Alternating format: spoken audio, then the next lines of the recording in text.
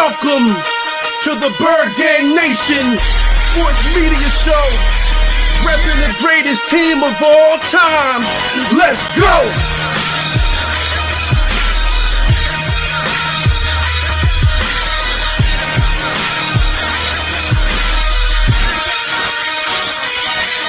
Bird Gang 31, he be the host with the most. We going deep, burning teams. They ain't nothing but toast. It's in your Estes. Sirianni put me in coach, running like Miles Sanders till I butt my head on the post. Touchdown! Yeah, that's coming. Devontae's crazy route running.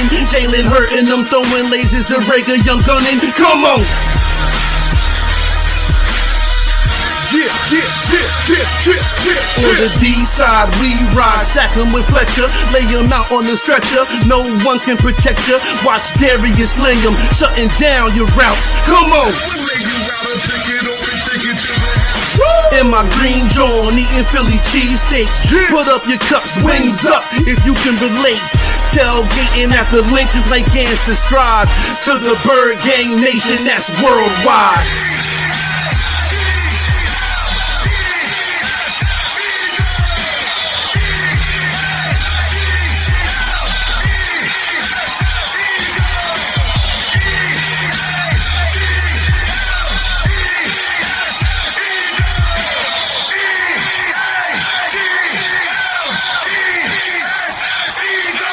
On Sundays, catch the pre and post game.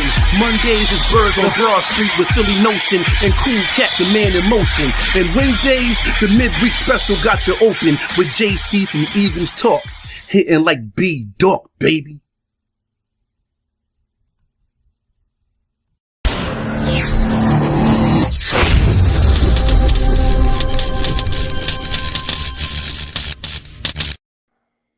Welcome to another episode of Bird Gang Nation Sports Talk. I'm your host, Bird Gang 31. Today, Nation, we got a very special guest in the house, Mr. Darius Daulton. How you doing today, my guy? Thanks for jumping on the show with me today. It's Philly Friday, so Friday before Eagles Panthers, getting a little mindset preparation for it, but I appreciate you having me on. I really do appreciate that. We, got to go ahead and bounce back. I'm ready to just get another win, man. 3 straight losses in a row. I'm going crazy. I'm going to tell you that. Right, they're all talking about. I know we had some Panthers fans on all weekend, and like, hey, we know we're gonna win because we lost last week. I'm like, we lost 3 weeks in a row, my guy. You know what I'm saying? We cannot go a 4-peat. You know what I'm saying? That's not an Eagles team. That's not what we're used to doing. And what do you think we need to do to change that? I've been kind of just tooting this, throughout the whole entire season at this point in time. We're kind of seeing on how our defense is kind of unfolding at this point, and it's just like, not necessarily a reliable defense the last several weeks. However, I don't think that the Panthers offense is as threatening as the Cowboys and Chiefs offense. So I think that our defense could be a little bit more opportunistic on Sunday. However, with that being said, we don't want to try to put the game too much on the defense hands. So I do think that the offense needs to work on ball control. And with ball control comes running the football, and that's obviously something that we've been pleading this first month of the season is running the football. So I believe that we want to try to at least win this time of possession, earn the control the ball, control the clock, and be able to really we could really win this game. The Sunday is a very winnable game, but I really do think it starts with our play calling on offense and honestly, allowing our defense to get the proper rest it needs and not depend on the defense too much. Yeah, are you agree with me? I've been telling all my fans that, it's the fact that running the ball would cure a lot of things in our team. It would cure the offensive line injuries. You know what I'm saying? These offensive linemen are backpedaling. Grown men, 300 pounds, backpedaling all game long, getting it handed to them. Running the ball helps the offensive line, especially with the young offensive line with all the people hurt, oppose their will against, other defensive lines, 2, it'll keep the other offense off the field a lot more. You know what I'm saying? So you don't have Patrick Mahomes wouldn't have so many, chances to score all the touchdowns that he did score. The Chiefs, they're high-powered offense. They can go up and down the field scoring if you give them the opportunity to. And then 3, our defense. They've been playing pretty good in the first half of all these football games. You look at the Dallas game. You look at the Chiefs game. We're only down by 5 at halftime. We're only down by 10 at Dallas, by halftime. Where our defense not really playing that bad. It's the 3rd and 4th quarters with the other teams running the ball against us that's wearing our defense out. Plus, with our passing offense, either 3 and out, or, even when we do score, we're moving down the field so fast with the pass that we score fast and get the defense back, that they're just gassed out in the fourth and third quarters. And that's when you're seeing the majority of all these points scored. Exactly. And it really does. I really do like the point that you made on how the offensive line, on how we're making them 2-point stance, dropping back every single time. And they're taking hits. These are big guys, but they can only take so many hits when you got these blitzers that's coming, these safeties, these linebackers, these defensive linemen that keeps attacking. They keep attacking the front line there, and they keep dropping back, taking those hits, needing to, do their best to protect Jalen Hurts instead of putting their knuckles in the dirt, getting them in a 3-point stance, and then go ahead and fight him back, and then leaning forward, and then trying to go ahead and wear and tear front seven. That was one thing that's been very, very disappointing this season, because the start of the season, we had a healthy line: Lane Johnson, Brandon Brooks, Isaac Sayamalu, Jordan Mailata, all out there, Jason Kelsey. And it's just like, this is the unit that could be able to maul any group out there. You put them in a 3-point stance, you let them go forward, lean forward, attack that line of scrimmage, push a front seven back, wear and tear a defensive line, wear and tear a front seven. And I think that was going to be able to allow us to have a successful running game, and then set up for great play action rollouts with Jalen Hurts and allow Jalen Hurts to do what he's doing. So yeah, it's been very disappointing that we've been making this offensive line that's so talented, such a talented offensive line, take all these hits. And now it's coming to the point in time where it's decimated once again for another year in a row, and we're not able to play at their strength.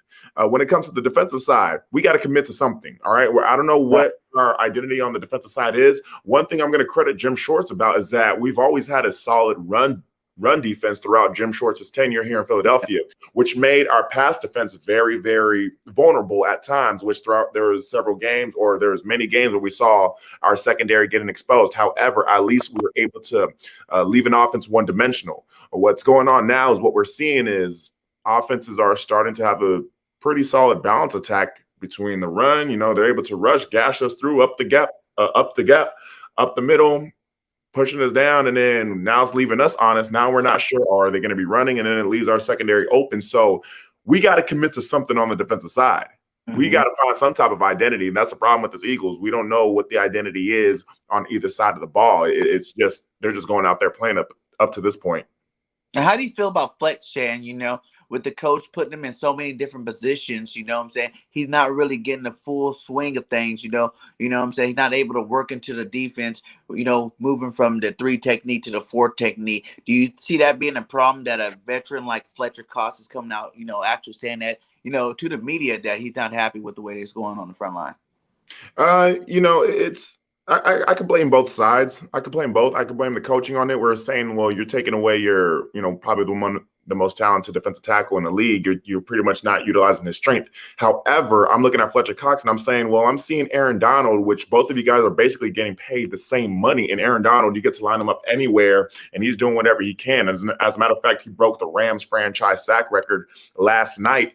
And I'm seeing on how, hey, look, if you're getting paid that much money, if you're getting paid Aaron Donald money, then I better start seeing you look like Aaron Donald out there. Okay, so I'm not gonna necessarily fall too much into that comment where, yeah, I do blame the coaches for not necessarily utilizing Fletcher Cox's full potential and his strength. However, I'm also looking at Fletcher Cox and saying, well, I'm seeing how much you're getting paid right now, and I'm seeing another defensive tackle that is getting paid damn near the same amount you were making, and he's doing a lot more with it than what you're giving us. So it goes on both ends for me at this point in time. It really does go on both ends. I'm not necessarily siding with anybody in that particular statement, just because I think that both sides could do better. I think Fletcher Cox could play better, and I think that the coaches could coach better and set up Fletcher Cox for more success. Yeah, man, I agree. That's a huge point I like to say too. You get paid too much money to have any excuses. You know what I'm saying? Even though yes, exactly. It does get gassed in the middle when you don't have, Fletcher Cox in the middle. When you're moving on to the outside, you got to realize he's not that fast to the point where he's not going to get those sacks from that DN spot. You know what I'm saying?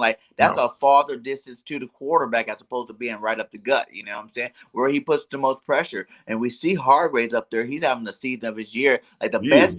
Turn it up. Yeah, he's having a better year than Aaron, I think, isn't he, right now?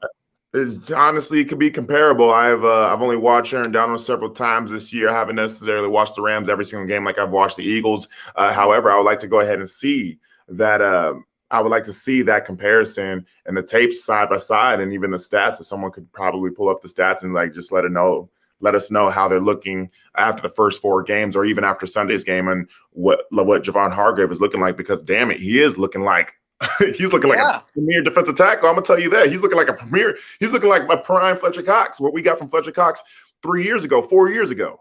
You know? Yeah, and he's getting double teamed too, and that's what people are saying. Like, is Fletcher not getting as many double teams as he used to get?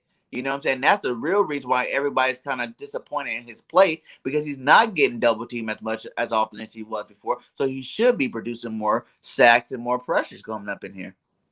Exactly. And it's been an overall disappointing unit on our defensive front. It's already bad enough that we lost Brandon Graham for the rest of the year, but you got Derek Barnett that we're paying $10 million, and who's honestly contributing in penalties more so than sacks or quarterback pressures. Obviously, Ryan Kerrigan, no stats up to this point in time. And Ryan Kerrigan, he's a seasoned veteran, and everybody was excited for Ryan Kerrigan, who was expecting him to be like Michael Bennett was a couple years ago, especially Chris Long like he was a couple years ago for us as well. Ryan Kerrigan has been such an underwhelming performer, very disappointment. Big-time disappointment for this team at this point in time. We were hoping that he was going to be able to, again, bring that veteran presence with those other 2 guys with the Michael Bennett and Chris Long. So you got a disappointing season so far for Derek Barnett, disappointing season so far for Ryan Kerrigan. Josh Sweat is coming to his own. Looks like once he got paid, he's now starting to go ahead and make a little bit more impactful plays. We already just talked about Javon Hargrave. And then Fletcher Cox at this point in time, yes, Fletcher Cox himself has also been a disappointment.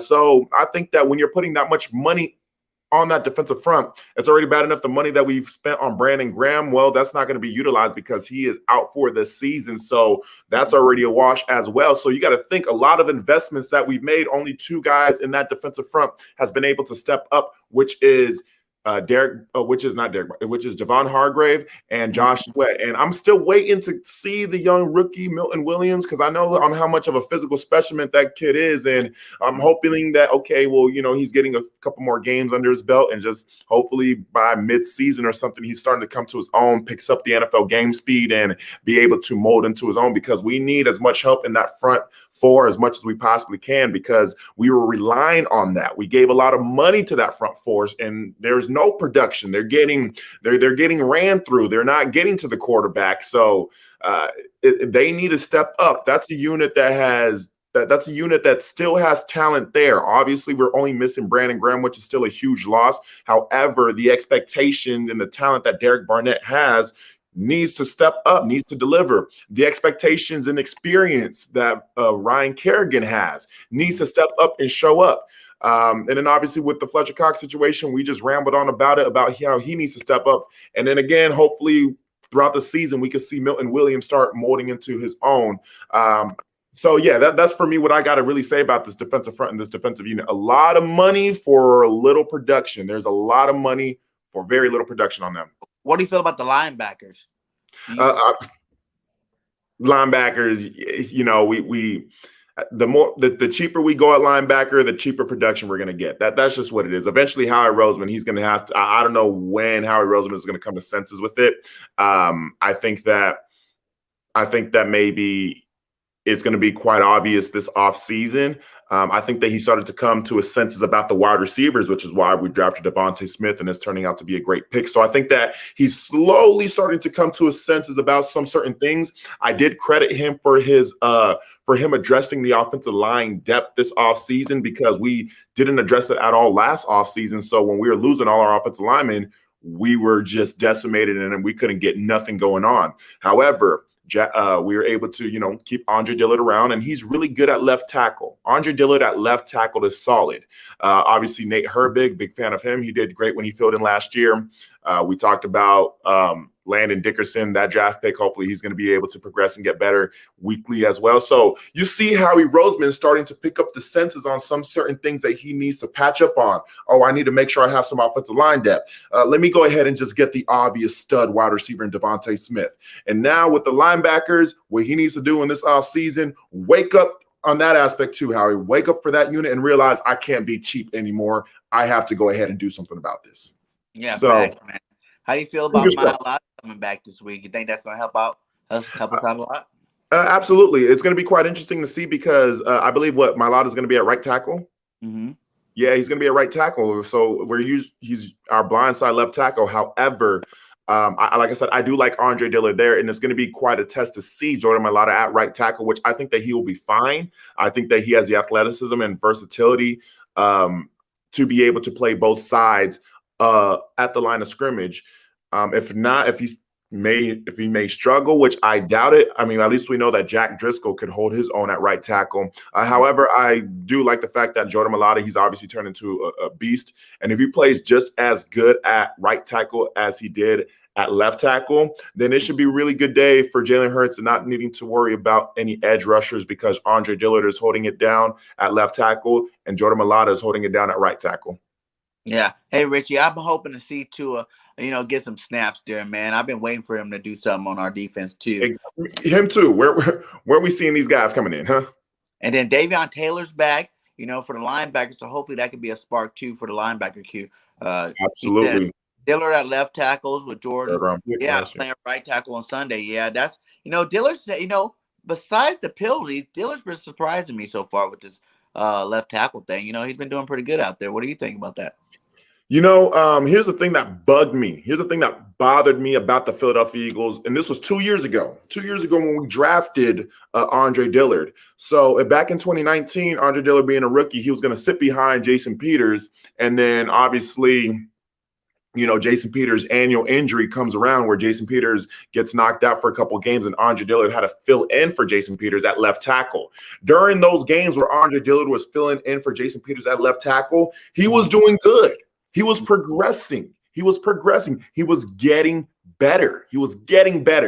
And unfortunately, the Philadelphia Eagles, and this is the problem, what they kept doing was that they kept latching onto these veterans. So once Jason Peters came back, they pulled Andre Dillard out, which made no sense because I'm like, we just used a first-round pick on Andre Dillard. Why are we committing to a damn near 40-year-old left tackle? Why are we making such a strong commitment to a 40-year-old left tackle instead of our first-round pick where we could see if this could possibly be the left tackle for the next 10 years? Unfortunately, we pulled him out. And then when Lane Johnson got his concussion in 2019, we moved Andre Dillard to right tackle, which he had no experience playing at right tackle. He gets swallowed up, I believe, against, was it Seattle or New England? One of those two games that we played against them. He gets swallowed up there, and he looks completely lost. Then we don't see him for the rest of the season. And then obviously he got hurt last year. I felt like we really took away his confidence. I feel like the coaching staff really took away his confidence from 2019 in his development. Because I'm just thinking, I'm like, damn, it's my first round pick and he's going out there performing. I got a guy who's on his way out the league and is damn near 40 years old. I'm going to keep that investment inside. And Jason Peters was just going to have to play backup up to that point. So that's where I already had that faith in Andre Dillard playing left tackle because that was his initial position. And when he was in there getting his groove, progressing, he was delivering. And, who knows? A lot of things could have changed if we would have kept him in there. Maybe Jordan Mailata would have been at guard or maybe at right tackle for us as well. Obviously with the Andre Dillard injury, we were able to see Jordan Mailata just skyrocket into a stud, which is good. So, I guess that was a blessing in disguise. However, it makes it a very interesting situation. I'm gonna tell you that. What do you think? Who do you worry about the most going into this game with the Panthers? Like, who are you worried about the most? Give me an offensive player and a defensive player. Okay, so who do I worry about the most at this point in time? I think with the Panthers, I think it's Sam Darnold has definitely found his groove. I think that what we needed to go ahead and do is for sure our defensive line is going to need to wake up. I don't think that their rushing attack is going to be as intimidating now that Christian McCaffrey, he's most likely doubtful. And even if he's able to play, it's a hamstring injury, so he's going to be pretty limited. I do think that we're going to definitely need to check Sam Darnold and really try to pressure him because he's going to be the driving force of that offense, and he's able to spread the ball around. Obviously, keep an eye on DJ Moore. There's always going to be a premier receiver that's going to go off against us, so DJ Moore will be the guy to watch. Robbie Anderson, he's going to be hit or miss, I think, but if there's going to be two guys I'm going to circle, it's definitely going to be Sam Darnold and it's definitely going to be DJ Moore. And I think in order to get to Sam Darnold, we need to win the battle at the line of scrimmage, and our defensive line needs to wake up. If we're not pressuring Sam Darnold and he's getting comfortable and spreading the ball out, hitting DJ Moore, it's going to be another long day for our defense. But again, I don't think the Panthers offense is as talented as Cowboys or the Chiefs. Or the Chiefs offense. So I think that our defense will be able to make a couple more plays than what they've been doing the last several weeks. However, though, when it comes to the defensive side, I mean, our offense has been moving pretty well. I do think that is Shaq Thompson also out too, right? I believe. Out too, yeah. I know the Panthers, I believe they got Hassan Reddick. Hassan Reddick, he's able to, I know he's been a big plus for them. They just brought in Stephon Gilmore as well, huh? Yeah. But I wonder how Gilmore's much not playing impact this he's week. going to make. But we got CJ Henderson's going to play this week, but Gilmore's out to week 7. 17. Really? I mean, to week 7, yeah. Gilmore. Oh, I didn't even know that. Yeah. I didn't even know he's that. still in reserve till week 6. He can't play it after week 6. So he's out. By all means, that's cool on But that. CJ Henderson, that's the guy I know the Eagles were really looking at trying to get in there. And a lot of fans want us to pick him up, the guy from Jacksonville. You know what I'm saying? How did you feel about that one? With who? Say that again. CJ Henderson? Yeah. Yeah. My thing is this. Cornerbacks has been such I don't even know if I could really go after these cornerbacks like that. I mean, Darius Slay, he's been kind of holding himself, and we were very excited for Steven Nelson. So I don't like to play hindsight at this point in time because everybody was on board for bringing in Steven Nelson, and it's okay to admit that he's also been a disappointment for us as well. So it's just really hard for me to critique that aspect of it because ideally, on paper, it looks good when you have Darius Slay on one side and Steven Nelson on the other side. It looks good. It looks really good, but I don't know if it's the scheme. I think it might be the scheme as well that's not helping these guys succeed. I believe that if we were in a better scheme and had a better coaching staff, that a lot of these players and their skill talent will be able to highlight. That's why even Anthony Harris at safety has been a disappointment. And I mean, we can only hope that Rodney McLeod, him coming back could really, once he gets back into NFL game speed and once he gets back into a groove, that could really emphasize and highlight the secondary because he's obviously been the one that's been back there since 2016, I believe, at this point in time. So he's been our lone survivor from the Doug Peterson crew. Well, I know Darius Slay was brought in last year, but he was just brought in at that tail end of the Doug Peterson era, where Rodney McLeod has been here throughout. So we're hoping that once Rodney McLeod gets more comfortable, he's able to kind of step in and fill in to be sort of that leader role, hopefully like a Malcolm Jenkins or something like that we could see. But other than that, I can't really talk about what other corners we could have possibly brought in because, I mean, ideally I was honestly, quite frankly, I was very confident with the secondary that I was thinking, okay, well, Anthony Harris, Rodney McLeod at safety, and Darius Slay and Steven Nelson on as our 2 starting corners. Like, I was really confident. Avonte Maddox is a better corner in the slot as well. And it's just, like I said, it's just been falling flat. And you could only just wonder, what is it? Is it the players? Is it the coaches? Is it both? We just don't know. There's no identity that we can't guess. Yeah, man. Give me 3 hot takes for the game. What does the Eagles? Give me 3 hot takes in terms of if we can do these 3 things, the Eagles will win this Sunday. Okay, so let me see. It's obviously not going to be too much of a hot take right now because everybody's saying, hey, come on, we got to feed Miles Sanders, right? That movie's feed Miles Sanders. That's what we really got to go ahead and do. Feed him, get both him and Gainwell, and even have Jalen Hurts run around as well. You need to control the clock. Win that time of possession, control the line of scrimmage. Obviously, on the defensive side as well, pressure Sam Darnold. Start showcasing that talent at the defensive line. Okay, they're still talented. With the Kerrigans, the Barnetts, the Josh Sweats, the Fletcher Cox, the Javon Hargraves. Live up to that name. Live up to that reputation.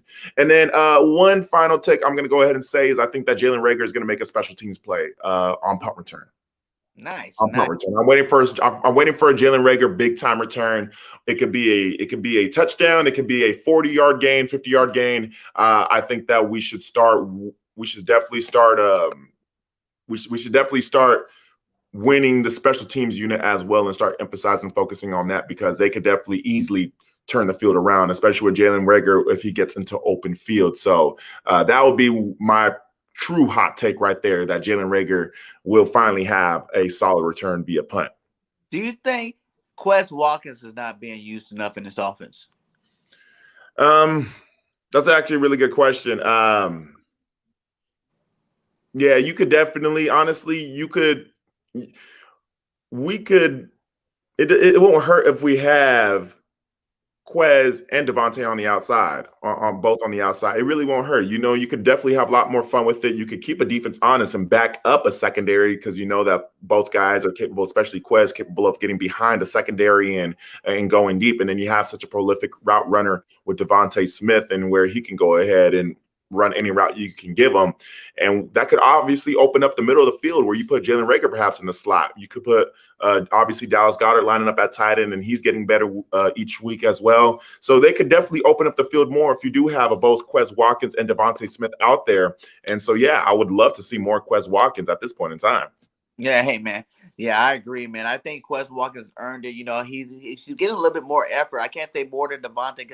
Devontae last game showed a little bit more, but I still like the way Quez, when he does get the ball thrown his way, he's making good plays with it. He's reaching over defenders to grab the ball. He's showing that he wants the ball every time he gets a chance to get it. And I think he definitely needs to get some more balls. But I know we got to get you out of here pretty soon, but I'd like to do a thing called the all-time Eagles team. You know what I'm saying? I'm going to give you a position, and you give me your favorite player. It just don't have to be the best in stat-wise, just your favorite player since you watched the Eagles. We're going to start out with the quarterback.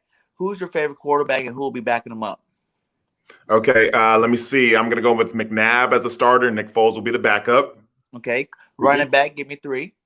Three running backs will go, he's Westbrook, LaShawn McCoy, and honestly, LeGarrette Blount. I love Blount. Give me two tight ends. Two tight ends. We're going to go Brent Selleck and Zach Ertz. Four receivers. Deshaun Jackson. I love him already. Devontae Smith. I love him already. Devontae Smith. I know that he left us in a very sour taste, but I promise you, Alshon Jeffrey in 2017 was a thing of beauty. All right. If I could take 2017 Alshon Jeffrey, good. All right. I love that. And then, we could always say T.O., right? T.O. counts. Yeah, they never T.O. in 04. If I said Alshon Jeffrey in 2017, I'm going to say T.O. in 2004. Nice. Who'll be on that starting offensive line? Starting offensive line. All right, we're going to go with John Runyon at right tackle, a prime Jason Peters, okay? A prime Jason Peters at left tackle. People got to understand, y'all, Jason Peters in his prime was beast, okay? Center is obviously going to be Jason Kelsey. The guards, what will the guards be? I believe the guards, I love Todd Hermans. Todd Hermans was a very respected guard here in Philadelphia. And then Brandon Brooks was, when Brandon Brooks is healthy, he's the best of the best. Yeah. Give me the defensive line. Defensive line, we're going to go Trent Cole. We're going to go Hugh Douglas. We're going to go, let me see, I like Trent Cole, Hugh Douglas, Fletcher Cox. And that's actually good. Corey Simon. Corey Simon had him on the show. Shout out. Who's going to be your three linebackers? Three linebackers are going to go Jeremiah Trotter, D'Amico Ryans, and, I feel like he was not appreciative enough, especially during the linebacker carousel that we've been dealing with the last several years. But Michael Kendricks, man, he had a good solid 5-6 years here. Right. All right, I'm going to give Michael Kendricks, I'm going to give him his flowers, man. He did his thing. He did what he needed to do. Shout out to the Angry Bird. All right. Give me three cornerbacks. Three cornerbacks. Asante Samuel, hands down. Troy Vincent, and Shout out to Troy. And then I'll probably say it's always a toss-up between Lito or Sheldon Brown, but I'm going to say Lito Shepherd because he'd be taking it to the house every time. Okay, give me three safeties. Three safeties, Brian Dawkins. We're going to go Malcolm Jenkins, and then it's all been up in the air after that one. Brian Dawkins, Malcolm Jenkins. And remind everybody, I just started watching the Eagles in the early 2000s, like 2001. So I'm just going off of my time watching. I know that we have like the Andre Waters and stuff like that, but I'm just going off of the ones that I've watched. So obviously, Brian Dawkins, Malcolm Jenkins. That safety position was very Quentin Michael. Quentin McHale, nice. Who's going to be the kicker? Kicker.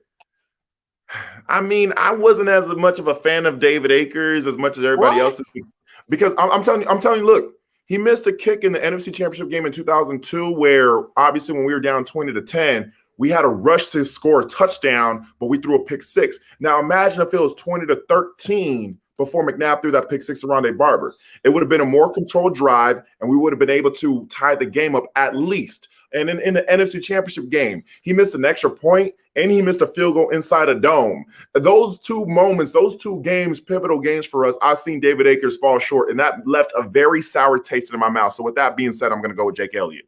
Oh, he brought Jake. I am. I like it. Who's the punter? Savroka. Saroka. Nice. Who's going to be your defensive coordinator? RP Jim Johnson. RP Jim Johnson. Offensive coordinator. Offensive coordinator, Brad Childress. And who's the head coach? Head coach. Is it easy to say Andy Reid, or do I want to give my Super Bowl winning head coach his props? I'm going to go with Doug Peterson. That's what I'm going to do. Oh, he went Dougie P. All right, man. Hey, thanks again for coming on the show, my guy. Let everybody know where they can find you at. I know his link is inside of the chat, so make sure you guys subscribe to him if you have not subscribed to him. Also, if you have not subscribed to BIRDGANG Nation Sports Talk, please subscribe to BIRDGANG Nation Sports Talk. We're on the road to 2K, my guy, in the first 3 months. Let's do this, my guys.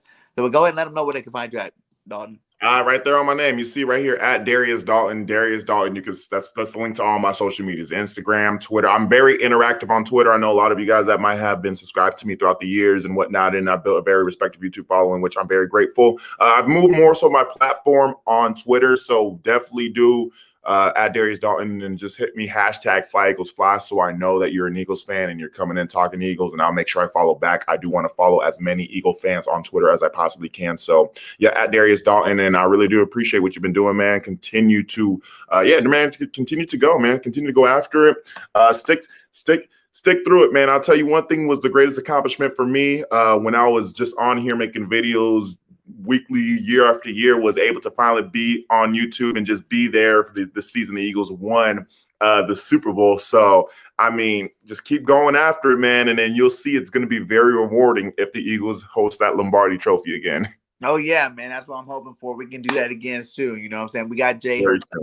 I think he's the man to do it. So, hey, much love to all you guys coming in the chat today. Please hit that like button on the way out. You know, it means a lot getting this content out to other people. And, you know, like I always say at the end of my show, fly, Eagles, fly. We got Philly 500 on tomorrow. And check you then. Peace. All right. Appreciate it. Thank you.